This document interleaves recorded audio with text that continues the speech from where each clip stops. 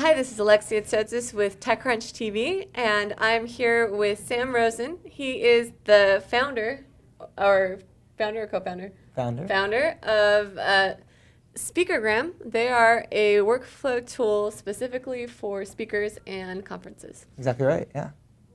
So, who else is in the space? Is anyone else doing this? So, not really. There are not many other people in the space specifically creating workflow tools for connecting PR firms, speakers, and conference organizers.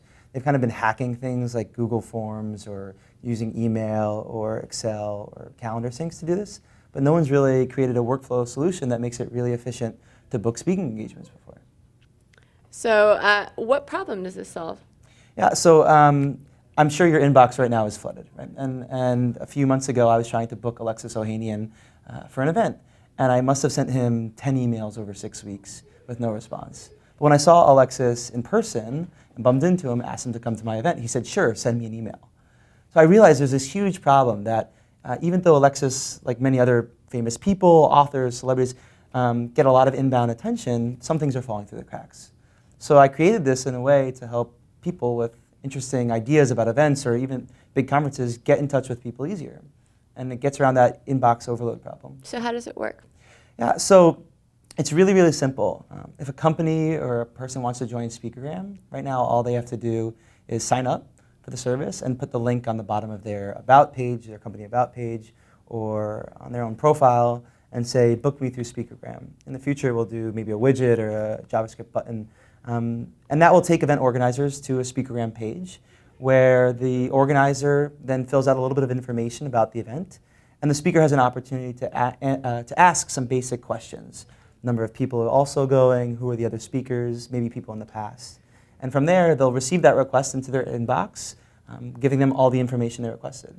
Now, for just one event, you might think, okay, it's not a big deal, you can email me. But for someone who gets bombarded with speaking engagement requests, take Foursquare, for example, who's getting about 750 emails alone every month just related to speaking engagements. Who from Foursquare? Dennis? So Dennis, Naveen, and actually it's their entire team. One of the other cool things that we could do is say, if Dennis is unavailable, instead of Foursquare losing that opportunity, we can recommend someone else from their company to actually speak. And that process by which they currently have to check people's calendars and find out availability is also very painful. So we make that really easy for them as well. Who else is in the space? No one else is in this space. What do you mean? Who's your greatest competitor? Who could just steal your business out from under you? So I think there have been companies who've thought about doing this in the past, and there are companies in the space who are focused on other things. So Eventbrite, right? Eventbrite has a huge platform, huge market share of conference organizers, but they're specifically focused on hitting like $1 billion top line revenue. Then there's Meetup. Meetup has also kind of a similar focus around meetups and events, but really no software tool about putting together that conference. It's really about distributing it, selling tickets, doing photos.